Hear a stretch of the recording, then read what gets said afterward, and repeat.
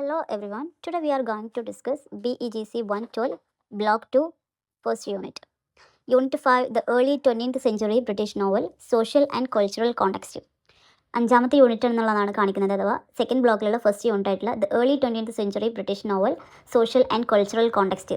Early 20th സെഞ്ചുറിയിലുള്ള British നോവലിൻ്റെ ഒരു അവസ്ഥ എന്തായിരുന്നു എന്നും അതുപോലെ തന്നെ ആ ഒരു കാലഘട്ടത്തിൽ ഉണ്ടായിരുന്ന സോഷ്യൽ കൾച്ചറൽ കോണ്ടെക്സ്റ്റ്, ബ്രിട്ടനിലുള്ള സോഷ്യൽ കൾച്ചറൽ കോണ്ടെക്സ്റ്റ് എന്തായിരുന്നു എന്നുള്ള കാര്യമാണ് ഈ ഒരു യൂണിറ്റിൽ നമുക്ക് ചർച്ച ചെയ്യാനുള്ളത്. അത്രയും ബോറായിട്ടുള്ള ചാപ്റ്റർ എന്നല്ല, കാരണം ബ്രിട്ടീഷിനെ കുറിച്ചിട്ട് അഥവാ ബ്രിട്ടനെ കുറിച്ചിട്ടാണ് നമുക്ക് ഈ ഒരു യൂണിറ്റിൽ പറയാനുള്ളത്.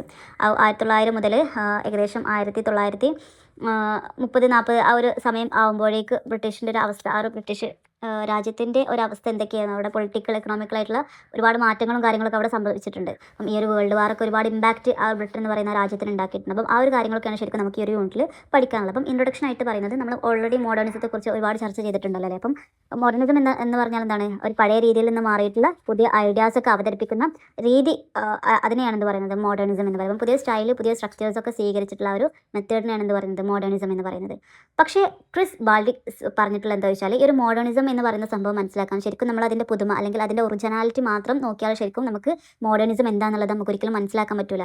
കാരണം എന്താണ്, ഈ വിക്ടോറിയൻ പീരീഡ് കഴിഞ്ഞിട്ടാണ് ശരിക്കും മോഡേണിസം വരുന്നത്. അപ്പം വിക്ടോറിയൻ പീരീഡിൽ നിന്നുള്ള തുടർന്ന് വന്നിട്ടുള്ള ഐഡിയാസും കാര്യങ്ങളും നമ്മൾ മനസ്സിലാക്കിയെങ്കിൽ മാത്രമാണ് മോഡേണിസത്തിനെ കുറിച്ച് നമുക്ക് മനസ്സിലാക്കാൻ പറ്റുള്ളൂ. കാരണം ആ ഒരു വിക്ടോറിയൻ കാലഘട്ടത്തിൽ നിന്നുള്ള ഒരു തുടർച്ചയായിട്ടാണ് മോഡേണിസം അറിയപ്പെടുന്നത്. സോ നമ്മൾ വിക്ടോറിയൻ കാലഘട്ടത്തിലുള്ള കാര്യങ്ങൾ നമ്മൾ അറിഞ്ഞിരിക്കണം, അതുപോലെ തന്നെ മോഡേണിസത്തിൽ പറഞ്ഞിട്ടുള്ള കാര്യങ്ങൾ നമ്മൾ അറിഞ്ഞിരിക്കണമെങ്കിൽ മാത്രമേ ശരിക്കും നമുക്ക് മോഡേണിസത്തെ വ്യക്തമായിട്ടും കൃത്യമായിട്ടും മനസ്സിലാക്കാൻ പറ്റുള്ളൂ എന്നുള്ളതാണ്. അപ്പം ഏർലി 20th സെഞ്ചുറിയിലെ ലിറ്ററേച്ചേഴ്സിനെ മനസ്സിലാക്കാൻ ശരിക്കും നമുക്ക് ഈ ഒരു മോഡേണിസത്തിനെ കുറിച്ചും പഠിക്കണം, അതുപോലെ തന്നെ വിക്ടോറിയൻ ഐഡിയാസിനെ കുറിച്ചും നമ്മൾ പഠിക്കണം എന്നുള്ളതാണ് ഇതിൽ ഇൻട്രൊഡക്ഷൻ ആയിട്ട് പറയുന്നത് കേട്ടോ. Then Britain in the early 20th century. ഈ ഏർലി 20th സെഞ്ചുറിയിലെ അഥവാ ഏകദേശം 1900 മുതലുള്ള ആ ഒരു തുടക്ക ഒരു കാലഘട്ടത്തിൽ എന്തായിരുന്നു ബ്രിട്ടൻ്റെ അവസ്ഥ എന്നുള്ളതായിരുന്നു. നമുക്കറിയാം ഏകദേശം 1900 മുതൽ 1940 വരെ ഒരുപാട് ചേഞ്ചുകൾ ബ്രിട്ടനിൽ ഉണ്ടായിട്ടുണ്ട്. സയൻസ് ആയിക്കോട്ടെ, ടെക്നോളജി ആയിക്കോട്ടെ, ഇതിൻ്റെയൊക്കെ ഡെവലപ്മെൻറ്റ്, അതുപോലെ തന്നെ ഇൻഡസ്ട്രിയലൈസേഷൻ, അതുപോലെ ഡെമോക്രസിൻ്റെ ഒക്കെ വളർച്ച, കൺസ്യൂമറിസം ഒരുപാട് വളർന്നിട്ടുണ്ട്. അതുപോലെ തന്നെ ലേബർ യൂണിയൻസ് ഒരുപാട് ശക്തി പ്രാപിച്ചു. വുമൻസ് എന്താണ് അവരുടെ വോട്ടവകാശത്തിന് വേണ്ടിയിട്ട് ഒരുപാട് പോരാടി. അതുപോലെ വേൾഡ് വാർ അതിൻ്റെ ഇടയിൽ നടന്നിട്ടുള്ള വലിയൊരു സംഭവമാണല്ലേ വേൾഡ് വാർ. അപ്പം ഇതൊക്കെ ഒരുപാട് ചേഞ്ച് ബ്രിട്ടൻ എന്ന് പറയുന്ന ആ രാജ്യത്തിന് ഉണ്ടാക്കിയിട്ടുണ്ട് എന്നുള്ളതാണ്. അപ്പം ഫസ്റ്റ് ഇതിൽ പറയുന്നത് എന്തൊക്കെ ചേഞ്ച് എന്നുള്ളത്, ഫസ്റ്റ് പറയുന്നത് പൊളിറ്റിക്കൽ കണ്ടീഷൻ എന്തായിരുന്നു, ബ്രിട്ടൻ്റെ പൊളിറ്റിക്കൽ കണ്ടീഷൻ എന്തായിരുന്നു, രാഷ്ട്രീയമായിട്ടുള്ളൊരു അവസ്ഥ എന്തായിരുന്നു എന്നുള്ളതാണ്. അപ്പം ആ ഒരു ഓൾറെഡി നമ്മൾ പറഞ്ഞു ഭയങ്കര ഒരു ക്രൈസിസ് നടന്നിട്ടുള്ള ഒരു പീരീഡ് ആയിരുന്നു എന്നുള്ളത്. അപ്പം ആ ഒരു സമയത്ത് തന്നെ എന്താണ് ഒരുപാട് എംപ്ലോയി മൂവ്മെൻറ്റ് ഉണ്ടായിട്ടുണ്ട്. ഇതൊക്കെ എന്താണ് രാഷ്ട്രീയമായിട്ടുള്ള സംഭവങ്ങളാണ് കേട്ടോ. ഒരുപാട് തൊഴിലാളി ആയിട്ടുള്ള കലാപങ്ങൾ, തൊഴിലാളികൾ ഒരുപാട് സമരം ചെയ്തിട്ടുണ്ട്. അതുപോലെ തന്നെ സ്ത്രീകൾക്ക് വോട്ടവകാശം വേണമെന്ന് പറഞ്ഞിട്ട് അവർ ഒരുപാട് കലാപങ്ങൾ ഉണ്ടാക്കിയിട്ടുണ്ട്. അതുപോലെ സാമ്രാജ്യത്വപരമായിട്ടുള്ള ഒരുപാട് മത്സരങ്ങൾ നടന്നിട്ടുണ്ട്. അതുപോലെ കോളനൈസേഷൻ, ഇങ്ങനത്തെ സംഭവങ്ങൾ, വേൾഡ് വാർ, ഇതൊക്കെ എന്താണ് ആ ഒരു ബ്രിട്ടൻ്റെ പൊളിറ്റിക്കൽ കണ്ടീഷൻസിനെ മാറ്റിമറിച്ചിട്ടുള്ള സംഭവമാണ്. അപ്പം ഈ ഒരു സംഭവം പൊളിറ്റിക്കലായിട്ടുള്ള കണ്ടീഷൻ ശരിക്കും പൊളിറ്റിക്കൽ മാത്രമല്ല, അത് ലിറ്ററേച്ചേഴ്സിനെയും ആർട്ടിനെയും ഒക്കെ ബാധിച്ചിട്ടുണ്ട് എന്നുള്ളതാണ് പറയുന്നത് കേട്ടോ. ദെൻ പിന്നീട് പറയുന്നതാണ് എഡ്വേർഡിയൻ പീരീഡ്. രണ്ടാമത് പറയുന്നതാണ് എഡ്വേർഡിയൻ പീരീഡ്. അപ്പം എഡ്വേർഡിയൻ പീരീഡ് എന്നുള്ളത് നമ്മൾ എന്താണെന്നുള്ളത് അറിഞ്ഞിരിക്കണമല്ലോ. അപ്പം ക്വീൻ വിക്ടോറിയ രാജ്ഞി 1901 അവർ മരണപ്പെടുകയാണ്. ക്വീൻ വിക്ടോറിയ ആയിരുന്നു അതുവരെ ഭരിച്ചിട്ടുണ്ടായിരുന്നത്. അവരെന്താണ് 1901 അവർ മരണപ്പെട്ടു. അപ്പം അവരുടെ മരണത്തോടെ എന്താണ് ഈ ഒരു വിക്ടോറിയൻ കാലഘട്ടം അവസാനിച്ചിട്ടോ. അവരുടെ മരണത്തോടെ വിക്ടോറിയൻ കാലഘട്ടം അവസാനിച്ചിട്ടു. പിന്നീട് ക്വീൻ വിക്ടോറിയ രാജ്ഞിയുടെ മകനായിട്ടുള്ള എഡ്വേർഡ് 7 കിങ് ആയിട്ട് നിലവിൽ വരുന്നത്. അങ്ങനെ അദ്ദേഹം 1901 മുതൽ 1914 വരെ എഡ്വേർഡ് ആയിരുന്നു കേട്ടോ. എഡ്വേർഡ് 7 കിങ് ആയിട്ട്, ബ്രിട്ടനിലെ കിങ് ആയിട്ട് ഉണ്ടായിട്ടുണ്ടായിരുന്നത്. അപ്പോൾ പുറമേ നിന്ന് നോക്കുമ്പോൾ ബ്രിട്ടൻ എന്ന് പറയുന്നത് ഒരു സമാധാനപരമായിട്ടുള്ളൊരു രാജ്യമായിട്ട് പുറമക്കാർക്ക് തോന്നുന്നെങ്കിലും പക്ഷേ അതിൻ്റെ ഉള്ളിൽ ഒരുപാട് പൊളിറ്റിക്കലായിട്ടുള്ള പ്രോബ്ലംസ് നടന്നുകൊണ്ടിരിക്കുന്നുണ്ടായിരുന്നു എന്നുള്ളതാണ് പറയുന്നത്. കാരണം അതിൽ മെയിനായിട്ടുള്ള പ്രശ്നമായിരുന്നു ഐറിഷ് ഹോം റൂൾ എന്ന് പറയുന്നത്. 1912 അയർലാൻഡിൽ എന്താണ് സ്വയംഭരണം കിട്ടി. സ്വയംഭരണം കിട്ടുക എന്ന് പറഞ്ഞാൽ അവരുടെ രാജ്യത്തിനുള്ളിൽ ആഭ്യന്തര കാര്യങ്ങളൊക്കെ തീരുമാനിക്കാനുള്ള അവകാശം ആർക്ക് കിട്ടി, അയർലാൻഡ് ഗവൺമെൻറ്റിന് കിട്ടി എന്നുള്ളതാണ്. പക്ഷേ പുറത്ത് അഥവാ ബ്രിട്ടൻ്റെ കീഴിലാണ് ഐറിഷ് ഉള്ളതെങ്കിലും അതിൻ്റെ ഉള്ളിലുള്ള സംഭവങ്ങൾക്കുള്ള അധികാരക്കാർക്ക് കിട്ടി. ഐറിഷ് ഹോം റൂൾ ഒരു ബില്ല് പാസ്സാക്കിയതോടെ അത് കിട്ടി എന്നുള്ളത്. അപ്പം അതിൽ തന്നെ എന്താണ് പല അഭിപ്രായങ്ങൾ അതിനെതിരെ വിമർശിച്ചു കൊണ്ടിട്ടും അതിനെ അനുകൂലിച്ചു കൊണ്ടിട്ടും ഒരുപാട് ആളുകൾ രംഗത്ത് വന്നു. അങ്ങനെ ഒരുപാട് പ്രശ്നങ്ങൾ ഉണ്ടായിട്ടുണ്ട്. അതുപോലെ ഞാൻ നേരത്തെ പറഞ്ഞ വുമൺ എന്താണ് അവർക്ക് റൈറ്റ് ടു വോട്ടിന് വേണ്ടിയിട്ടുള്ള ഒരുപാട് പ്രശ്നങ്ങൾ അവരുണ്ടാക്കിയിട്ടുണ്ട്. പിന്നെ അൺഎംപ്ലോയ്മെൻറ്റ് ഒരുപാട് വർദ്ധിച്ചിരുന്ന ഒരു ടൈമായിരുന്നു. അപ്പം ആ ഒരു പ്രശ്നങ്ങൾ ഉണ്ടായിട്ടുണ്ട്. അതുകൊണ്ട് തന്നെ ലേബർ യൂണിയൻസ് ഒരുപാട് ശക്തിപ്പെട്ടു. പിന്നെ എക്കണോമിക്കായിട്ടുള്ള ഡിസ്ട്രിബ്യൂഷൻ എന്താണ്, ഇനീക്വാളിറ്റി, ഇതൊക്കെ എന്താണ്, ഒന്നുമില്ല, എഡ്യൂക്കേഷൻ പ്രോബ്ലംസ്, എവിടെ നോക്കിയാലും പ്രോബ്ലംസാണ് ശരിക്കും ബ്രിട്ടൻ രാജ്യത്ത് ഉണ്ടായിരുന്നെന്നുള്ളത്. പുറമേ നിന്ന് നോക്കുമ്പോൾ ഭയങ്കര സമാധാനപരമായിട്ടുള്ളൊരു ഭരണമായിരുന്നെങ്കിലും അതിൻ്റെ ഉള്ളിൽ എന്താണ് ഭയങ്കര ശക്തമായിട്ടുള്ള പ്രശ്നങ്ങൾ നടന്നുകൊണ്ടിരിക്കുകയായിരുന്നു. അതുപോലെ ഗ്രാമങ്ങളിൽ നിന്ന് ഒരുപാട് ആളുകൾ നഗരങ്ങളിലേക്കുള്ള കുടിയേറ്റം, ഇതൊക്കെ എന്താണ് ആ ഒരു സാമ്പത്തികപരമായിട്ടുള്ള പ്രശ്നങ്ങളൊക്കെ പല പ്രശ്നങ്ങളും ഉണ്ടാക്കിയിട്ടുണ്ടെന്നുള്ളതാണ്. അതാണ് ഒരു എഡ്വാർഡിയൻ പീരീഡിൽ നടന്നിട്ടുണ്ടായിരുന്നത്. Then the beginning of the Labour Party, പിന്നീടാണ് ലേബർ പാർട്ടി എന്ന് പറയുന്നത്. ഇതൊരു ശരിക്കും ഒരു ബ്രിട്ടൻ രാജ്യത്തെ കുറിച്ചിട്ടാണ് പറയുന്നത്. സോ നിങ്ങളൊരു കഥ കേൾക്കുന്ന രീതിയിൽ ആ ഒരു കാര്യത്തിൽ എന്തൊക്കെ നടന്നു എന്നുള്ള കാര്യങ്ങൾ അങ്ങോട്ടും ഇങ്ങോട്ടും ഇങ്ങനെ കണക്ട് ചെയ്തിട്ട് നിങ്ങൾ കേൾക്കുകയാണെങ്കിൽ നിങ്ങൾക്ക് ഒന്നും കൂടെ ഈ ഒരു പറയുന്ന കാര്യങ്ങളൊക്കെ ഒന്നും കൂടെ നിങ്ങൾക്ക് മനസ്സിലാക്കാനും പെട്ടെന്ന് അത് മറക്കാതിരിക്കാനൊക്കെ ശരിക്കും ഒരു സഹായമാവും എന്ന് എനിക്ക് തോന്നുന്നുണ്ട്. അപ്പം ഇനി ഇതിൽ പറയുന്നത് the beginning of the Labour party ഉണ്ടായിട്ടുള്ള അതിൻ്റെ തുടക്കക്കാലം ആണ് പറയുന്നത്. ഇപ്പം ഏകദേശം 1905 ഇപ്പം നമ്മൾ 1901 മുതലുള്ള കാര്യങ്ങളാണ് പറഞ്ഞുകൊണ്ടിരിക്കുന്നത്. ഇപ്പം 1905 എത്തിയിട്ട്, അപ്പം 1905 എത്തുമ്പോഴാണ് ശരിക്കും ലേബർ പാർട്ടി അല്ലെങ്കിൽ ലിബറൽ പാർട്ടി എന്നുള്ള സംഭവം അധികാരത്തിലെത്തും. അപ്പം നിങ്ങൾ വിചാരിക്കും ഓൾറെഡി അവിടെ ഒരു രാജാവുണ്ട്, പിന്നെ എങ്ങനെയാണ് ഇവിടെ പാർട്ടികൾ അധികാരത്തിലെത്തും? അപ്പം ഏത് രാജാവുള്ള രാജ്യമാണെങ്കിലും ശരിക്കും അവിടെ ഒരു ഗവൺമെൻറ് ഉണ്ടായിരിക്കും. അവരുടെ ദൈനംദിന കാര്യങ്ങൾക്കും എല്ലാത്തിനും വേണ്ടിയിട്ട് അവിടെ ഒരു ഗവൺമെൻറ് ഉണ്ടായിരിക്കും. അപ്പോൾ നമ്മൾ രാജ്യത്തിലുള്ള പോലെ പാർലമെൻറ്റുകളും കാര്യങ്ങളൊക്കെ അവിടെ ഉണ്ടായിരുന്നു. അപ്പം ഈ ഒരു പാർലമെൻറ്റിൽ ഏറ്റവും കൂടുതൽ ഭൂരിപക്ഷത്തിൽ നിൽക്കുന്ന പാർട്ടികൾ ആരാണോ അവരാണ് ശരിക്കും അവരുടെ ഗവൺമെൻറ് ഭരിക്കേണ്ടതായിട്ടുണ്ടാവും. അപ്പം അവിടെ ലിബറൽ പാർട്ടി അധികാരത്തിലേക്ക് എത്തണം. അവർ ചെയ്ത കാര്യം എന്താ വെച്ചാൽ അവർ സ്കൂളിലുള്ള ഉച്ചഭക്ഷണങ്ങളൊക്കെ ഫ്രീ ആക്കി കൊടുത്തു, അതുപോലെ ഫ്രീ ആയിട്ടുള്ള സ്കൂൾ കുട്ടികൾക്കൊക്കെ ഫ്രീ ആയിട്ടുള്ള ചികിത്സ കൊടുത്തു, അതുപോലെ ഓൾഡ് ഏജ് ആയിട്ടുള്ള പെൻഷൻ അനുവദിച്ചു, നാഷണൽ ഇൻഷുറൻസ് സ്കീമുകളൊക്കെ ഉണ്ടാക്കി. ഇതെല്ലാം ഒരു വെൽഫെയർ സ്റ്റേറ്റ് എന്നുള്ള പറയുന്ന ഒരു പുതിയൊരു ആശയത്തിന് ബ്രിട്ടനിൽ തുടക്കമിട്ടിട്ടുണ്ടാവും. ഈ ഒരു കാലഘട്ടത്തിന് അവരുടെ ഒരു വളർച്ചയായിരുന്നു, ഈ ഒരു കാര്യങ്ങളൊക്കെ ചെയ്തതോടുകൂടെ എന്താണ് അവരുടെ ഒരു വളർച്ചയായിരുന്നു നമുക്ക് കാണാൻ പറ്റിയിട്ടുണ്ടായിരുന്നു. അപ്പോൾ ലേബർ പാർട്ടീസൊക്കെ ഭയങ്കര ശക്തമായിട്ട് വളരാൻ തുടങ്ങി. ശരിക്കും ഈ ഒരു ലേബർ പാർട്ടീസ് ഉണ്ടാക്കിയിട്ടുണ്ടായിരുന്നത് എന്തെന്ന് വെച്ചാൽ തൊഴിലാളികളുടെ അവകാശങ്ങളൊക്കെ സംരക്ഷിക്കാൻ വേണ്ടിയിട്ടും, അതുപോലെ തന്നെ അവരുടെ പ്രശ്നങ്ങൾ, തൊഴിലാളികളുടെ പ്രശ്നങ്ങൾ പാർലമെൻറ്റിൽ അവരുടെ പ്രശ്നങ്ങൾ പാർലമെൻറ്റിൽ അവതരിപ്പിക്കാൻ വേണ്ടിയിട്ടൊക്കെയാണ് ശരിക്കും ലേബർ പാർട്ടി ഉണ്ടായത്. പക്ഷേ ഒരു വളരെ ഭയങ്കര ഭൂരിപക്ഷമായിട്ടുള്ളൊരു വലിയൊരു പ്രസ്ഥാനമായിട്ട് ആ ഒരു സമയത്ത് വളർന്നു എന്നുള്ളതാണ്. പിന്നീട് പറയുന്ന വേറൊരു കാര്യമാണ് നമ്മൾ നേരത്തെ പറഞ്ഞു പോയിട്ടുള്ള ഐറിഷ് ഹോം റൂൾ എന്ന് പറയുന്നത്.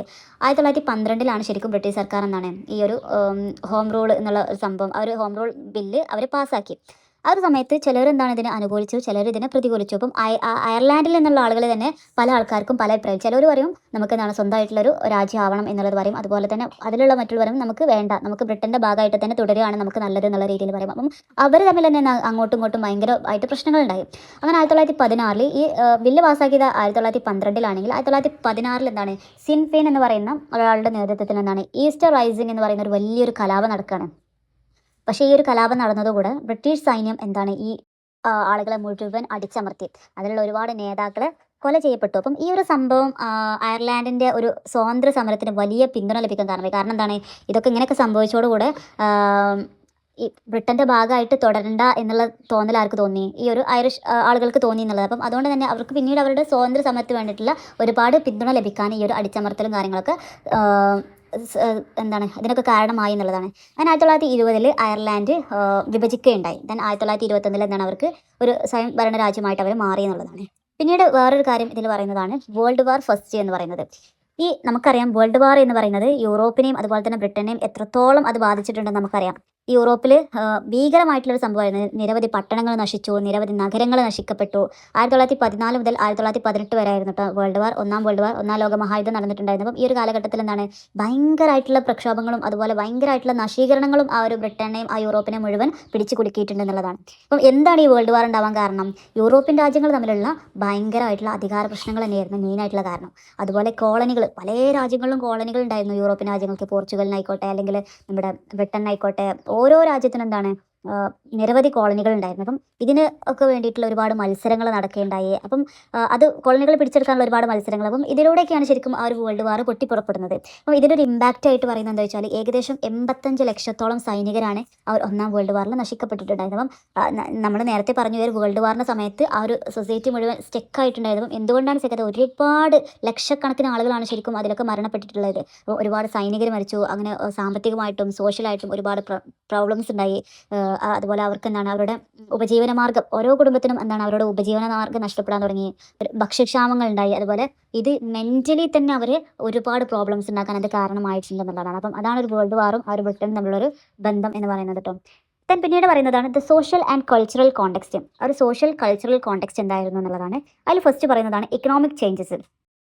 നമ്മൾ 19th സെഞ്ചുറിയിൽ എന്താണ് കൂടുതലായിട്ടുള്ള ഇൻഡസ്ട്രി സെക്ടറിൽ ഏറ്റവും ശക്തമായിട്ടുള്ള രാജ്യമായിരുന്നു ബ്രിട്ടൻ എന്ന് പറയുന്നത്. അപ്പം ബ്രിട്ടൻ ഇൻഡസ്ട്രിയലായിട്ട് ഭയങ്കര ശക്തമായിട്ടുള്ള രാജ്യമായിട്ട് ഇങ്ങനെ നിലനിൽക്കുന്ന സമയമാണ്. അപ്പം ആ ഒരു 20th സെഞ്ചുറിയിലെ തുടക്കത്തിലും ബ്രിട്ടൻ തന്നെയായിരുന്നു ഏറ്റവും ഉന്നതിയിലുണ്ടായിരുന്ന ഒരു രാജ്യമായിട്ട് മാറിയിട്ടുണ്ട്. അപ്പം ലോകത്തിൽ തന്നെ ഏകദേശം 1/4 ഭാഗം ആരുടെ കീഴിലായിരുന്നു? ബ്രിട്ടൻ്റെ കീഴിലായിരുന്നു. നിങ്ങളൊന്ന് ആലോചിച്ച് നോക്കിയാൽ ബ്രിട്ടൻ്റെ പവർ എത്തായിരിക്കും. ലോകത്തിലുള്ള രാജ്യങ്ങളിൽ നാലിൽ ഒരു ഭാഗം അധീനതയിലാക്കിയിട്ടുണ്ടായിരുന്നത് ബ്രിട്ടൻ ആയിരുന്നു.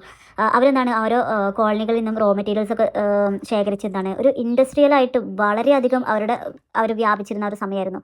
പക്ഷെ അങ്ങനെയൊക്കെയാണെങ്കിലും അവരുടെ സമ്പദ് വ്യവസ്ഥ നോക്കുകയാണെങ്കിൽ ഭയങ്കരമായിട്ടുള്ള നല്ല ഉയർന്ന സമ്പദ് വ്യവസ്ഥയൊക്കെ ഉണ്ടായിരുന്നു. പക്ഷേ പല പ്രശ്നങ്ങളും ആ ഒരു സമ്പദ് വ്യവസ്ഥയ്ക്ക് സാമ്പത്തികമായിട്ടുള്ള പല പ്രശ്നങ്ങളും അപ്പോഴും അവർ നേരിട്ടിരുന്നു എന്നുള്ള. അപ്പം എന്തൊക്കെയും ചോദിച്ചാൽ എന്താണ് ഷിപ്പ് ബിൽഡേഴ്സ്, അതുപോലെ തന്നെ റെയിൽവേ എംപ്ലോയീസ്, മൈനേഴ്സ് തുടങ്ങിയിട്ടുള്ള ഈ ഡെയിലി വേതനക്കാരായിട്ടുള്ള ആളുകളൊക്കെ എന്താണ് നിരവധി സ്ട്രൈക്കുകളൊക്കെ ഉണ്ടാക്കിയിട്ടുണ്ട്. കാരണം അവരുടെ വേതനം കൂട്ടാൻ വേണ്ടിയിട്ടും അവരുടെ ഇനീക്വാളിറ്റി അവിടെ ഇല്ലാതാക്കാൻ വേണ്ടിയിട്ടും അങ്ങനെ ഒരുപാട് സ്ട്രൈക്കുകളും കാര്യങ്ങളൊക്കെ ആയിട്ട് ഒരുപാട് കോൺഫ്ലിക്റ്റുകൾ ആ സമയത്തും ഉണ്ടായിരുന്നു എന്നുള്ളതാണ് അവിടെ പറയുന്നത്. അതുപോലെ തന്നെ വേറൊരു പ്രശ്നമായിരുന്നു വുമൺ റൈറ്റ്സ്.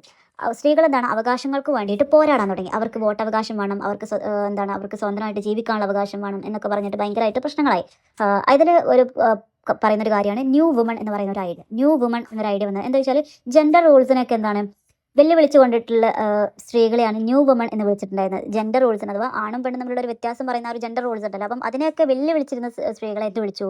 ന്യൂ വുമൺ എന്ന് വിളിക്കപ്പെട്ടു. അപ്പം അവർ ചോദിച്ചിരുന്നത് അവർക്ക് എന്താണ് ജോലി വേണം, അതുപോലെ തന്നെ എഡ്യൂക്കേഷൻ വേണം, എക്കണോമിക് ആയിട്ടുള്ള ഫ്രീഡം വേണം. അതിനൊക്കെ വേണ്ടിയിട്ടായിരുന്നു അവർ ആവശ്യപ്പെട്ടിരുന്നത്. അതുപോലെ തന്നെ മെയിൻ ആയിട്ടുള്ളൊരു ആവശ്യം അവർക്ക് വോട്ടവകാശം വേണം എന്നുള്ളത് തന്നെയായിരുന്നു. അപ്പം അവർക്ക് വോട്ടവകാശത്തിന് വേണ്ടിയിട്ട് അവർക്ക് കഴിയുന്ന രീതിയിലൊക്കെ അവർ പോരാടിയിട്ടുണ്ട്. പക്ഷേ പിന്നീട് എന്താണ് സഹികെട്ട് അവർക്ക് വോട്ടവകാശം നൽകാൻ തുടങ്ങി എന്നുള്ളത്. അപ്പം 1918 പാസ്സാക്കിയിട്ടുള്ള ഒരു ആക്ട് പ്രകാരം എന്താണ് 30 വയസ്സ് കഴിഞ്ഞ സ്ത്രീകൾക്ക് വോട്ടവകാശം ലഭിച്ചു എന്നുള്ളതാണ്. പിന്നീട് പറയുന്നതാണ് ഇൻ്റലക്ച്വൽ കോണ്ടെക്സ്റ്റ്. ഇപ്പോൾ 20th സെഞ്ചുറിയിലെ തുടക്കത്തിൽ എന്താണ് ലിറ്ററേച്ചേഴ്സും അതുപോലെ തന്നെ ചിന്തകരും ഇൻഫ്ലുവൻസ് ചെയ്തിരുന്നുണ്ടായിരുന്ന 2-3-4 വ്യക്തികളുണ്ട്. അതിൽ ഒന്നാമത്തെ ആളായിരുന്നു സിഗ്മണ്ട് ഫ്രോയിഡ്, അതുപോലെ കാരൽ മാർക്സ്, ദെൻ ഫ്രിഡറിക് നീഷെ എന്ന് പറയുന്ന ഈ 3 ആളുകളെയും ഭയങ്കരമായിട്ട് ആ കാലഘട്ടത്തിൽ ഉണ്ടായിരുന്ന എഴുത്തുകാർ സ്വാധീനം ചെലുത്തിയിട്ടുണ്ടായിരുന്നു. അപ്പം ഇവരെന്താണ് സൊസൈറ്റി, അതുപോലെ തന്നെ politics, religion, morality, human mind എന്നിവ അടങ്ങിയിട്ടുള്ള പഴയ വിശ്വാസങ്ങളെ മുഴുവൻ ഇവർ ക്വസ്റ്റ്യൻ ചെയ്തു. അതുകൊണ്ട് തന്നെ ഇവരെ ഒരു മെയിൻ ആയിട്ടുള്ള ആളുകളാക്കി മാറ്റിയിട്ട് എന്താണ് നമ്മൾ എഴുത്തുകാരൊക്കെ മുന്നിലേക്ക് വരാൻ തുടങ്ങി എന്നുള്ളത്. അപ്പം ഇവരെ ഈ 3 ആളുകളെയും ശരിക്കും റവല്യൂഷണറി തിങ്കേഴ്സ് എന്ന് പോലും വിളിക്കപ്പെട്ടു എന്നുള്ളതാണ് പറയുന്നത് കേട്ടോ. അതിൽ ഒന്നാമത്തെ ആളായിരുന്നു സിഗ്മണ്ട് ഫ്രോയിഡ്. അപ്പം എന്താണ് സിഗ്മണ്ട് ഫ്രോയിഡിൻ്റെ പ്രത്യേകത? അദ്ദേഹത്തെ എന്താണ് ഹ്യൂമൻ മൈൻഡിനെ കുറിച്ചിട്ട്, അതായത് ഹ്യൂമൻ മൈൻഡിൻ്റെ പ്രവർത്തനങ്ങളെ കുറിച്ചിട്ട് പുതിയ ആശയങ്ങൾ അദ്ദേഹം അവതരിപ്പിച്ചു. അഥവാ ഒരു സൈക്കോ അനാലിസിസ്, ഈ ഒരു സൈക്കോ അനാലിസിസിൻ്റെ ഉപജ്ഞാതാവായിട്ട് അറിയപ്പെടുന്നതാണ് കേട്ടോ സിഗ്മണ്ട് ഫ്രോയിഡ്. അപ്പം അദ്ദേഹം മനുഷ്യ മനസ്സുകളെ കുറിച്ചിട്ട് പുതിയ രീതിയിലുള്ള ഐഡിയകളൊക്കെ ഉണ്ടാക്കി എന്നുള്ളത്. അപ്പം അദ്ദേഹത്തിൻ്റെ ഇമ്പോർട്ടൻ്റ് ആയിട്ടുള്ള ഐഡിയാസ് ആയിരുന്നു അൺകോൺഷ്യസ് മൈൻഡ്. നമ്മൾ ഇതിലെന്തുണ്ട് അൺകോൺഷ്യസ് ആയിട്ടുള്ള മൈൻഡ് ഉണ്ട് നമ്മുടെ. അത് നമ്മൾ പറയില്ല നമ്മുടെ അബോധാവസ്ഥയിലുള്ള ഒരു അവസ്ഥ ഉണ്ടല്ലോ. അപ്പം അൺകോൺഷ്യസ് ആയിട്ടുള്ള മൈൻഡ് ഉണ്ട്, റെപ്രഷൻ, അതുപോലെ തന്നെ ഡ്രീം ഇൻ്റർപ്രിട്ടേഷൻ. അപ്പം ഇങ്ങനത്തെ സംഭവങ്ങളൊക്കെ ഉണ്ട് എന്നുള്ള കാര്യം അദ്ദേഹം കണ്ടുപിടിക്കണം. അപ്പോൾ ഇതിൻ്റെയൊക്കെ ഫലമായിട്ടാണ് നമ്മൾ ഓൾറെഡി പറഞ്ഞിട്ടുള്ള സ്ട്രീം ഓഫ് കോൺഷ്യസ്നസ് എന്ന് പറയുന്ന ഒരു രചന ശൈലിയെക്കുറിച്ച് നമ്മൾ പറഞ്ഞിട്ടുണ്ടായത്. അപ്പം ഇതിൻ്റെയൊക്കെ ഫലമായിട്ടാണ് ശരിക്കും സ്ട്രീം ഓഫ് കോൺഷ്യസ്നസ് എന്ന് പറയുന്ന രചനാ ശൈലി പോലും ആവിഷ്കരിച്ചു എന്നുള്ളതാണ് പറയുന്നത്. അദ്ദേഹം ആ ഒരു കാലഘട്ടത്തിൽ ഉണ്ടാക്കിയിട്ടുള്ള ഇമ്പാക്റ്റ് ആണ് അവിടെ പറയുന്നത്. ദെൻ രണ്ടാമത്തെ ആളാണ് ഫ്രെഡറിക് നീഷെ എന്ന് പറയുന്നത്. അപ്പം അദ്ദേഹം ഭയങ്കര സ്ട്രോങ് ആയിട്ട് ക്വസ്റ്റ്യൻ ചെയ്തിട്ടുള്ള ആളാണ്. എന്തിനെതിരെ ക്വസ്റ്റ്യൻ ചെയ്തിട്ടുള്ള ആളാണ്? വെസ്റ്റേൺ മോറൽ വാല്യൂസിനെയാണ് അദ്ദേഹം ക്വസ്റ്റ്യൻ ചെയ്തിട്ടുണ്ടായിരുന്നത്.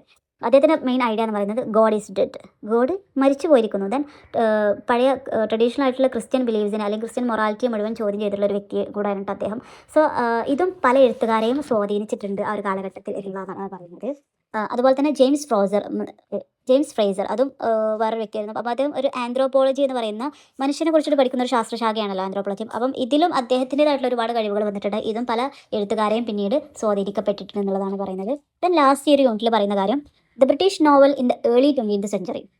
ശരിക്കും ആ ഒരു ബ്രിട്ടീഷ് നോവലിൻ്റെ ഒരു അവസ്ഥ എന്തായിരുന്നു എന്നുള്ളത്. അപ്പം ജെയിംസ് ജോയ്സ്, അതുപോലെ തന്നെ ലോറൻസ്, വിർജീനിയ വോൾഫ്, ഇവരൊക്കെയാണ് ശരിക്കും മോഡേണിസ്റ്റ് നോവൽസുകളിൽ 20th സെഞ്ചുറിയിൽ തുടക്കത്തിലുണ്ടായിരുന്ന ബ്രിട്ടീഷ് ലിറ്ററേച്ചേഴ്സുമായിട്ട് സാധാരണയായി ബന്ധപ്പെടുന്ന 3 ആളുകളാണ് ജെയിംസ് ജോയ്സ്, അതുപോലെ തന്നെ ലോറൻസ്, വിർജീനിയ വോൾഫ്. അപ്പം ഈ ഒരു 20th സെഞ്ചുറിയിൽ സ്റ്റാർട്ടിങ്ങിലുള്ള നല്ലൊരു നോവലിസ്റ്റുകളായിട്ട് അറിയപ്പെടുന്നത് ഇപ്പോഴും പഠിച്ചുകൊണ്ടിരിക്കുന്നത് ഈ 3 വ്യക്തികളെയാണെന്നുള്ളതാണ്. അപ്പം മോഡേൺ നോവലിസ്റ്റ് എന്ന് പറയുമ്പോൾ ഈ ഒരു കാലഘട്ടത്തിൽ നിന്നാണ് ഇംഗ്ലീഷ് നോവലിൻ്റെ സ്ട്രക്ചേഴ്സും സ്റ്റൈൽസും ഒക്കെ മാറ്റിമറിച്ചിട്ടുള്ള എഴുത്തുകാരാണ് ഇവരൊക്കെ. അപ്പം ഇവർ അവതരിപ്പിച്ചതാണ് സ്ട്രീം ഓഫ് കോൺഷ്യസ്നസ്, അതുപോലെ തന്നെ ഫ്രാഗ്മെൻറ്റഡ് നാരേറ്റീവ്, അതുപോലെ തന്നെ സൈക്കോളജിക്കൽ റിയലിസം, സിംബലിസം തുടങ്ങിയിട്ടുള്ള സംഭവങ്ങളൊക്കെ ഉൾക്കൊള്ളിച്ചുകൊണ്ട് പുതിയൊരു രചനാ ശൈലി തന്നെ 20th സെഞ്ചുറിയിൽ അവർ ഇൻട്രൊഡ്യൂസ് ചെയ്തു എന്നുള്ളതാണ്. ഇങ്ങനെയൊക്കെ ആയിരുന്നെങ്കിലും H.G. വെൽസ് എന്ന് പറയുന്ന അദ്ദേഹം ഈ ബ്രിട്ടൻ്റെ ഭാവിയെക്കുറിച്ചിട്ട് എന്താ ഭയങ്കര ആയിട്ടുള്ളൊരു നിരാശ പ്രകടിപ്പിച്ചിരുന്നു എന്നുള്ളതാണ്. കാരണം എന്താണ്, ഈ ഒരു കാലഘട്ടത്തിൽ ലിറ്ററേച്ചേഴ്സിൽ എന്താണ് ഒരുപാട് നിരാശകൾ അല്ലെങ്കിൽ ഒരുപാട് കോൺഫ്ലിക്റ്റുകൾ, സോഷ്യൽ ചേഞ്ചുകൾ എന്നൊക്കെയുള്ള സംഭവങ്ങളൊക്കെ ഭയങ്കര ശക്തമായിട്ട് തന്നെ അവതരിപ്പിച്ചിരുന്നു എന്നുള്ളതാണ്. അപ്പം ഇതോടെ ഈ ഒരു യൂണിറ്റ് എൻഡായിട്ടുണ്ട്. എന്തെങ്കിലും ഡൗട്ടുള്ള കാര്യങ്ങളൊക്കെ ഉണ്ടെങ്കിൽ തീർച്ചയായിട്ടും നിങ്ങൾ കമൻറ്റ് ബോക്സിൽ ചോദിക്കുക. ഇത് നമ്മൾ നെക്സ്റ്റ് യൂണിറ്റ് ആയിട്ടുള്ള unit 6 D.H. Lawrence and the British novel എന്ന് പറയുന്ന യൂണിറ്റും കൂടെ നമ്മൾ ഈ ഒരു ക്ലാസ്സിലെടുക്കുകയാണ്. ചെറിയൊരു യൂണിറ്റാണ് കേട്ടോ, വളരെ കുറഞ്ഞ കാര്യങ്ങൾ മാത്രമാണ് അതിൽ പറയാനുള്ളൂ. So let start unit 6 D.H. Lawrence and the British novel. ഇതിൻ്റെ ഇൻട്രൊഡക്ഷൻ ആയിട്ട് പറയുന്നത് നമ്മുടെ ലോറൻസ് ഉണ്ടല്ലോ, അദ്ദേഹം ഏർലി 20th സെഞ്ചുറിയിലുള്ള വൺ ഓഫ് ദ ഗ്രേറ്റസ്റ്റ് ആയിട്ടുള്ള ബ്രിട്ടീഷ് നോവലിസ്റ്റിൽ പെട്ട ഇമ്പോർട്ടൻ്റ് ആയിട്ടുള്ള ഒരാളായിരുന്നു കേട്ടോ. അതുപോലെ അദ്ദേഹം മോഡേണിസ്റ്റ് റൈറ്ററായിട്ടും അദ്ദേഹം അറിയപ്പെടുന്നുണ്ട്. അദ്ദേഹത്തിൻ്റെ റൈറ്റിങ്സ് നോവൽസ് മാത്രമായിരുന്നില്ല കേട്ടോ, പോയംസ് എഴുതിയിട്ടുണ്ട്, ഷോർട്ട് സ്റ്റോറീസ് എഴുതിയിട്ടുണ്ട്, പ്ലേസ് എഴുതിയിട്ടുണ്ട്, എസ്സേഴ്സ് എഴുതിയിട്ടുണ്ട്, ട്രാവൽ റൈറ്റിങ്സ് എഴുതിയിട്ടുണ്ട്. അപ്പം അദ്ദേഹം എല്ലാ മേഖലകളിലും അദ്ദേഹം സജീവമായിരുന്നു എന്നുള്ളതാണ് കേട്ടോ. അപ്പം അദ്ദേഹത്തിൻ്റെ വർക്കുകൾ ഭയങ്കര ഒരു കോൺട്രവേഴ്ഷ്യൽ ആയിരുന്നു എന്നുള്ളത്. അപ്പം കോൺട്രവേഴ്ഷ്യൽ എന്ന് പറയുമ്പോൾ ഒരുപാട് വിവാദങ്ങളൊക്കെ സൃഷ്ടിക്കപ്പെട്ടിട്ടുള്ള വർക്കുകളും അദ്ദേഹത്തിൻ്റെതായിട്ടുണ്ടായിരുന്നു എന്നുള്ളതാണ്. അതിന് കാരണം എന്താ വെച്ചാൽ അദ്ദേഹം ഹ്യൂമൻ റിലേഷൻഷിപ്പിനെ കുറിച്ചിട്ടും സെക്ഷുവാലിറ്റിയെ ഇൻഡിവിജ്വൽ ഫ്രീഡത്തിനെ കുറിച്ചിട്ടൊക്കെ ഓപ്പണായിട്ട് അങ്ങോട്ട് അഭിപ്രായം പറയും, അല്ലെങ്കിൽ ഓപ്പണായിട്ട് അദ്ദേഹത്തിൻ്റെ എഴുത്തിൽ തുറന്നു കാണിക്കുന്നുണ്ടായിരുന്നു. അപ്പം അതുകൊണ്ട് തന്നെ അത് പല പ്രശ്നങ്ങൾക്കും അല്ലെങ്കിൽ അത് പല വിവാദങ്ങൾക്കും കാരണമായിട്ടുണ്ട് എന്നുള്ളതാണ്. അദ്ദേഹത്തിൻ്റെ വർക്കുകൾ ഡിസ്കസ് ചെയ്യാറുണ്ടായിരുന്നത് ഇൻഡസ്ട്രിയലൈസേഷനെ കുറിച്ചിട്ട്, അതുപോലെ വിമൻസ് റൈറ്റിനെ കുറിച്ചിട്ട്, ഹ്യൂമൻ സൈക്കോളജി, ഇങ്ങനത്തെ കാര്യങ്ങളൊക്കെ ആയിരുന്നു ഒരുപാട് അദ്ദേഹം എക്സ്പ്ലോർ ചെയ്ത് പറയാറുണ്ടായിരുന്നത്. അപ്പം അദ്ദേഹത്തിൻ്റെ ഒരു ഇമ്പോർട്ടൻ്റ് ആയിട്ടുള്ളൊരു അദ്ദേഹത്തിൻ്റെ എഴുത്തിൽ ഒരു ഇമ്പോർട്ടൻ്റ് ആയിട്ടുള്ള ഫീച്ചർ എന്ന് പറയുന്നത് അദ്ദേഹം എപ്പോഴും പോർട്രേ ചെയ്തിരുന്നത് ഒരു വർക്കിംഗ് ക്ലാസ് ലൈഫിനായിരുന്നു. വർക്കിംഗ് ക്ലാസ് ആയിട്ട് ജീവിക്കുന്ന ആളുടെ ലൈഫിനായിരുന്നു അദ്ദേഹം പോർട്രേ ചെയ്തിട്ടുണ്ട്. അദ്ദേഹത്തിൻ്റെ നോവലുകൾ, ഷോർട്ട് സ്റ്റോറീസിലൊക്കെ അദ്ദേഹം പോർട്രേ ചെയ്തിട്ടുണ്ടായിരുന്നത് ഇങ്ങനത്തെ ആളുകളായിരുന്നു. അതുപോലെ അതിൽ നമുക്ക് സൈക്കോളജിക്കലായിട്ടുള്ള എക്സ്പ്ലോറേഷൻസ്, ആളുകളുടെ ഇന്നർ മൈൻഡും അവരുടെ തോട്ടുകളും ഹ്യൂമൻ ഇമോഷൻസും അതുപോലെ അൺകോൺഷ്യസ് ആയിട്ടുള്ള മൈൻഡിൽ വരുന്ന കാര്യങ്ങളൊക്കെ ആയിരുന്നു അദ്ദേഹം കൂടുതലായിട്ട് അദ്ദേഹത്തിൻ്റെ എഴുത്തുകളിലൂടെ നമുക്ക് കാണാൻ പറ്റിയിട്ടുണ്ടായിരുന്നത്. ഇതൊക്കെയാണ് ഇതിൽ പറയുന്നത്. പിന്നീട് അദ്ദേഹത്തിൻ്റെ ഒരു ബ്രീഫ് ബയോഗ്രഫി പറയുന്നുണ്ട്. 1885 ഇംഗ്ലണ്ടിലുള്ള ഈസ്റ്റ് വുഡിലാണ് കേട്ടോ അദ്ദേഹം ജനിച്ചിട്ടുണ്ടായിരുന്നത്. അതുപോലെ 1930 അദ്ദേഹം മരണപ്പെട്ടിട്ടുണ്ട്. അദ്ദേഹത്തിൻ്റെ അച്ഛനൊരു ഖനന തൊഴിലാളിയായിരുന്നു കേട്ടോ. അപ്പം അദ്ദേഹത്തിൻ്റെ ഖനന തൊഴിലാളിയുടെ മകനായിട്ടാണല്ലോ അദ്ദേഹം വളർന്നത്. പിന്നീട് അദ്ദേഹത്തിന് വിദ്യാഭ്യാസമൊക്കെ നേടി അദ്ദേഹം ഒരു ടീച്ചറായിട്ട് 1908 ക്രോയ്ഡൻ എന്ന് പറയുന്ന ഒരു സ്ഥലത്ത് അദ്ദേഹം ഒരു ടീച്ചറായിട്ട് വർക്ക് ചെയ്തിട്ടുണ്ട്. പിന്നീട് എന്താണ് പല ഹെൽത്തി പരമായിട്ട് പല പ്രശ്നങ്ങളും വന്നതോടുകൂടെ ആ ഒരു ടീച്ചർ എന്ന് പറയുന്ന ഒരു ജോലി അദ്ദേഹം പിന്നീട് ഉപേക്ഷിക്കുകയാണ് ചെയ്യുന്നത്. പിന്നീട് അദ്ദേഹം എഴുത്തുകളിലേക്ക് അദ്ദേഹത്തിൻ്റെ മൈൻഡ് ഒന്നുകൂടെ പോക്കുകയാണ്. അഥവാ അദ്ദേഹത്തിൻ്റെ ഒരു പാഷൻ എന്നതിലപ്പുറം അദ്ദേഹത്തിന് അതൊരു ഒരു സോഴ്സ് ഓഫ് ഇൻകം കൂടിയാണ് ഈ ഒരു റൈറ്റിങ്സ് എന്ന് പറയുമ്പം. അദ്ദേഹം പിന്നീട് അദ്ദേഹത്തിൻ്റെ ലൈഫ് ഫുള്ള് റൈറ്റിങ്സിന് വേണ്ടിയിട്ടായിരുന്നു പിന്നീട് അദ്ദേഹം ജീവിച്ചിട്ടുണ്ടായിരുന്നത്. അതിനിടയിൽ 1912 അദ്ദേഹത്തിൻ്റെ ഒരു പെൺകുട്ടിയെ, ഫ്രീഡ എന്ന് പറയുന്ന ഒരു പെൺകുട്ടിയെ അദ്ദേഹം കണ്ടുമുട്ടുന്നത്. അവർ ഓൾറെഡി മാരീഡ് ആയിരുന്നു. അവരുടെ ഹസ്ബൻഡിനെ ഉപേക്ഷിച്ച് പിന്നീട് ലോറൻസിനെ കല്യാണം കഴിക്കുന്നതായിട്ട് നമുക്ക് അദ്ദേഹത്തിൻ്റെ ബയോഗ്രഫിയിൽ നമുക്ക് കാണാൻ പറ്റും. അദ്ദേഹത്തിൻ്റെ ഇമ്പോർട്ടൻസ് ആയിട്ടുള്ള വർക്കുകളൊക്കെ സൺസ് ആൻഡ് ലവേഴ്സ്, ഇതാണ് നമുക്ക് പഠിക്കാനുള്ള നോവൽ കേട്ടോ. സൺസ് ആൻഡ് ലവേഴ്സ് എന്ന് പറയുന്ന നോവൽ, അതുപോലെ the rainbow, woman in love എന്ന് പറയുന്ന പല നോവൽസും, പല പോയംസ്, പല ഷോർട്ട് സ്റ്റോറീസൊക്കെ അദ്ദേഹത്തിൻ്റെ ഇമ്പോർട്ടൻ്റ് ആയിട്ടുള്ളതുണ്ട് കേട്ടോ. അപ്പം എന്തുകൊണ്ടാണ് അദ്ദേഹം ഇമ്പോർട്ടൻ്റ് ആയെന്ന് ചോദിച്ചാൽ, അദ്ദേഹം ഒരു ഇംഗ്ലീഷ് നോവലിനെ ട്രാൻസ്ഫോം ചെയ്യുന്നതിൽ ഏറ്റവും വലിയൊരു പങ്ക് വഹിച്ചിട്ടുള്ള ഒരു വ്യക്തിയായിരുന്നു കേട്ടോ അദ്ദേഹം. ഒരു സൈക്കോളജിയിലൊക്കെ ഡെപ്തിലൂടെ അല്ലെങ്കിൽ റിയലിസത്തിലൂടെയൊക്കെ ആ ഒരു ഇംഗ്ലീഷ് നോവലിനെ മാറ്റിമറിച്ച വ്യക്തിയായിരുന്നു അദ്ദേഹം എന്ന് പറയുന്നത്. അപ്പം അദ്ദേഹത്തിനൊരു മോഡേണിസ്റ്റ് റൈറ്റർ എന്ന് പറയുന്ന എന്ന പേരിലും ഇപ്പോഴും അദ്ദേഹത്തിനൊരു ആദരവ്, അല്ലെങ്കിൽ ഇപ്പോഴും അദ്ദേഹം പഠിച്ചുകൊണ്ടിരിക്കപ്പെടുന്നു, ആളുകൾക്കിടയിൽ അദ്ദേഹം ഇപ്പോഴും അറിയപ്പെട്ടുകൊണ്ടിരിക്കുന്നു എന്നുള്ളതാണ് പറയുന്നത്. പിന്നീട് ചെറിയ ചെറിയ കാര്യങ്ങൾ മാത്രമേ ഈ ഒരു നോവൽ പിന്നീട് പറയുന്നത്. കാരണം അദ്ദേഹത്തിൻ്റെ ഏർലി നോവൽസ്, ലേറ്റർ നോവൽസ് ഒക്കെയാണ് ഇതിൽ പറയുമ്പോൾ. ഏർലി നോവൽസ് ജസ്റ്റ് ഒന്ന് ഇമ്പോർട്ടൻ്റ് ആയിട്ടുള്ള കാര്യങ്ങൾ മാത്രം പറഞ്ഞു പോകുന്നേ ഉള്ളൂ കേട്ടോ. അപ്പം ഏർലി നോവൽസ് അദ്ദേഹത്തിൻ്റെ ലിറ്റററി കാരിയർ സ്റ്റാർട്ട് ചെയ്യുന്നത് 1905 കേട്ടോ. ഞാൻ പറഞ്ഞല്ലോ, അദ്ദേഹം ഒരു ഖനന തൊഴിലാളിയുടെ മകനായിരുന്നു. അതുകൊണ്ട് തന്നെ അദ്ദേഹത്തിന് തോന്നിയിരുന്നു, കാരണം ഒരു ഖനന തൊഴിലാളിയുടെ മകനെ എഴുതുമ്പം അത് ആളുകളിലേക്ക് എത്തുമോ, അല്ലെങ്കിൽ ആളുകൾ എന്നെ അക്സെപ്റ്റ് ചെയ്യുമോ എന്നുള്ളൊരു പേടി അദ്ദേഹത്തിന് ഉണ്ടായിരുന്നെങ്കിലും അദ്ദേഹം ഒരുപാട് പോയംസും കാര്യങ്ങളൊക്കെ എഴുതാൻ തുടങ്ങി. അങ്ങനെ അദ്ദേഹത്തിൻ്റെ ഫ്രണ്ടായിട്ടുള്ള ജെസ്സി ചാമ്പേഴ്സ് ഇയാൾ എഴുതിയിട്ടുള്ള പോയംസൊക്കെ മെഡോക്സ് ഫോർഡ് എന്ന് പറയുന്ന ഒരു വ്യക്തിക്ക് അയച്ചു കൊടുത്തു. അങ്ങനെ അയാളാണ് ശരിക്കും ഇയാളുടെ പോയംസൊക്കെ പബ്ലിഷ് ചെയ്യുന്നത്. അപ്പം അയാൾ അതുപോലെ നമ്മുടെ ലോറൻസിനോട് പറഞ്ഞു, നിങ്ങൾ മൈനിങ് കമ്മ്യൂണിറ്റിയെ കുറിച്ചിട്ടൊക്കെ കൂടുതലായിട്ട് എഴുതണം, അതുപോലെ തന്നെ ഈസ്റ്റ് മിഡ്ലാൻഡ് റീജിയനെ കുറിച്ചിട്ടൊക്കെ കൂടുതൽ, അത് നിങ്ങൾക്ക് ഒന്നുകൂടി ബെറ്റർ ആയിരിക്കും എന്നുള്ള രീതിയിൽ അദ്ദേഹത്തെ അയാൾ എൻകറേജ് ചെയ്യിപ്പിച്ചു എന്നുള്ളതാണ്. ഇതാണ് പിന്നീട് അദ്ദേഹത്തിന് ഫേമസ് ആക്കിയിട്ട് മാറ്റിയിട്ടുള്ളത് എന്നുള്ളതാണ്. അപ്പോൾ അദ്ദേഹത്തിൻ്റെ ഫസ്റ്റ് നോവലായിരുന്നു ദ വൈറ്റ് പീകോക്ക് എന്ന് പറയുന്നത്. അതുപോലെ സൺസ് ആൻഡ് ലവേഴ്സ് 1913 പബ്ലിഷ് ചെയ്തിട്ടുണ്ടായിരുന്നത്. ആ സൺസ് ആൻഡ് ലവേഴ്സ് ആണ് നമുക്ക് പഠിക്കാനുള്ള ഒരു നോവൽ കേട്ടോ. ഭയങ്കര ഇൻട്രസ്റ്റിംഗ് ആയിട്ടുള്ള ഒരു നോവൽ തന്നെയായിരുന്നു. ദെൻ അദ്ദേഹത്തിൻ്റെ ലേറ്റർ നോവൽസ്, ഇപ്പം ഇതൊക്കെ സ്റ്റാർട്ടിങ്ങിലുള്ള നോവൽസ് ആണെങ്കിൽ പിന്നീട് അദ്ദേഹത്തിൻ്റെ ആ ഒരു കാലാവസാനത്തിൽ അദ്ദേഹം എഴുതിയിട്ടുള്ള വർക്കുകളാണ് പറയുന്നത്. 1920 ദ ലോസ്റ്റ് ഗേൾ എന്ന് പറയുന്നൊരു നോവൽ എഴുതിയിട്ടുണ്ട്. അതുപോലെ അദ്ദേഹത്തിൻ്റെ ഫസ്റ്റത്തെ പൊളിറ്റിക്കൽ ആയിട്ടുള്ള ഒരു നോവലായിട്ട് അറിയപ്പെടുന്നത് ആരോൺസ് റോഡ് എന്ന് പറയുന്ന ഒരു നോവലാണ് കേട്ടോ. അതുപോലെ ലേഡി ചാറ്റർലീസ് ലവർ എന്ന് പറയുന്ന ഒരു നോവലുണ്ട്. ഇതാണ് അദ്ദേഹത്തിന് ഏറ്റവും മോസ്റ്റ് ആയിട്ടുള്ള ഒരു കോൺട്രവേഴ്ഷ്യൽ നോവലായിട്ട് അറിയപ്പെടുന്നത്. അഥവാ ഒരുപാട് വിവാദങ്ങൾക്ക് കാരണമായിട്ടുള്ള ഒരു നോവലായിരുന്നു ദ ലേഡി ചാറ്റർലീസ് ലവർ എന്ന് പറയുന്ന നോവൽ കേട്ടോ. അതുപോലെ അദ്ദേഹത്തിന് ഈ നോവൽസ് മാത്രമല്ല, നമ്മൾ ഓൾറെഡി പറഞ്ഞു, ഒരുപാട് ലിറ്ററി സംഭവങ്ങൾ അദ്ദേഹം എഴുതിയിട്ടുണ്ട്. പോയട്രീസ് ഒരുപാട് എഴുതിയിട്ടുണ്ട്. അപ്പം look we have come through then new poems tortoises എന്നൊക്കെ പറയുന്ന ഒരുപാട് പോംസ് നമ്മൾ ടെക്സ്റ്റിൽ ഒരുപാട് കാര്യങ്ങൾ അതിൽ പറയുന്നുണ്ട് കേട്ടോ. അപ്പം അത് എഴുതിയിട്ടുണ്ട്. അതുപോലെ നോവല്ലാസ് എഴുതിയിട്ടുണ്ട്. The capital, dolls, the fox, the princess എന്നൊക്കെ പറയുന്ന ഒരുപാട് നോവല്ലാസ് എഴുതിയിട്ടുണ്ട്. Short stories England my England, then the woman who rode away more, ഏകദേശം ഒരു 60ന് മേലെ ഷോർട്ട് സ്റ്റോറീസാണ് അദ്ദേഹം എഴുതിയിട്ടുണ്ട്. അപ്പം എസ്സേസ് എഴുതിയിട്ടുണ്ട്. അതുപോലെ ട്രാവൽ റൈറ്റിങ്സ് ചെയ്ത്, അപ്പം ട്രാവൽ റൈറ്റിങ്സിലൊക്കെ വളരെ ഇമ്പോർട്ടൻ്റ് ആയിട്ടുള്ള ഒരു വ്യക്തിയായിരുന്നു കേട്ടോ. കാരണം ഈ 20th സെഞ്ചുറിയിലുള്ള ഔട്ട്സ്റ്റാൻഡിങ് ട്രാവൽ റൈറ്റേഴ്സിൽ പെട്ട ഒരാളായിരുന്നു കേട്ടോ അദ്ദേഹം. അപ്പം അത്രയും മനോഹരമായിട്ടാണ് അദ്ദേഹത്തിൻ്റെ ട്രാവൽ റൈറ്റിങ്സ് അദ്ദേഹം എഴുതിയിട്ടുള്ളത്. പിന്നീട് പ്ലേസും എഴുതിയിട്ടുണ്ട്. പിന്നീട് അദ്ദേഹത്തിനെ കുറിച്ചിട്ട് പറയാനുള്ള ഒരു ഇമ്പോർട്ടൻ്റ് ആയിട്ടുള്ള കാര്യം എന്ന് വെച്ചാൽ അദ്ദേഹം ഭയങ്കര ഒരു എൻവിയോൺമെൻറ്റലിസം കാണിച്ചിരുന്ന ഒരു കവിയായിരുന്നു, എഴുത്തുകാരനായിരുന്നു.